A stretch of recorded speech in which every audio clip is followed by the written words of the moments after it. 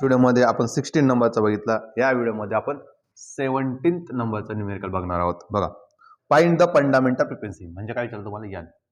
ठीक आहे, काय म्हणणार मग फर्स्ट ओव्हरटोन काय विचारलं फर्स्ट ओव्हरटोन म्हणजे काय n1. नेक्स्ट काय विचारलं अँड सेकंड ओव्हरटोन म्हणजे n2.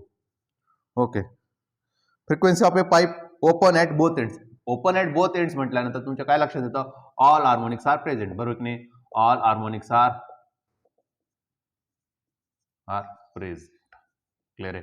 आणि तुम्हाला माहिती आहे पिथ ओव्हरटोन काढायचं म्हणजे काय करणार तुम्ही p+1 × n असं आपण करत असतो. बरोबर की नाही.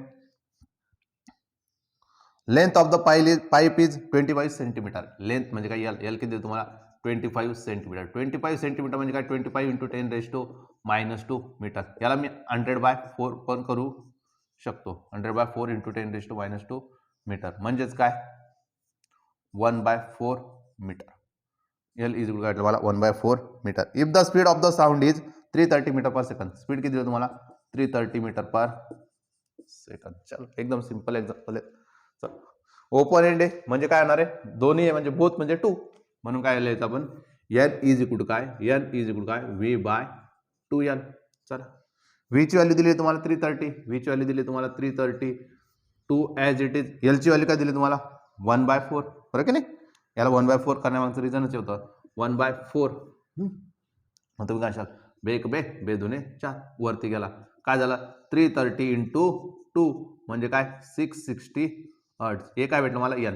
हे काय भेटलं मला n म्हणजे काय नॅचरल फ्रिक्वेन्सी. हे काय भेटलं मला नॅचरल फ्रिक्वेन्सी. याचा जर पीथ ओव्हरटोन काढायचं म्हणजे p+1 काय करणार n. इथं काय करणार तुम्ही p+2 n. ठीक आहे.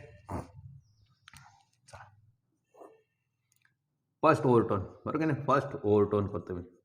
फर्स्ट ओव्हरटोन काढतोय. फर्स्ट ओव्हरटोन म्हणजे काय n1 इज काय p+1 × n. चला p ची व्हॅल्यू काय 1 + 1 × n म्हणजे काय 2n. चलो n1 इज काय 2n. चला 2 × n ची व्हॅल्यू किती आली 660 म्हणजे काय 0 6 2 12 म्हणजे 13-20 हर्ट्ज.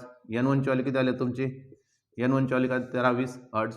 n2 ची व्हॅल्यू किती आहे मग नेक्स्ट असणार आहे 3n होऊन जाईल म्हणजे काय 3 × 660 म्हणजे काय होणार आहे 1980 हर्ट्ज. आता हे कसं ठरवलं 7 × 8 कॅरी होणार म्हणजे 19 होणार आहे n2 हर्ट्ज. ठीक आहे.